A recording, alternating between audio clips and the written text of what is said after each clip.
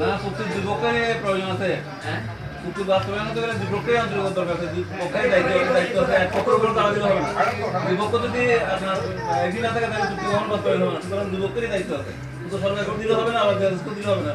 দুই পক্ষকে আমার মনে হয় দায়িত্ব নিয়ে কাজ করতে হবে। কিন্তু করছে দুই পক্ষ, দুজনের দায়িত্ব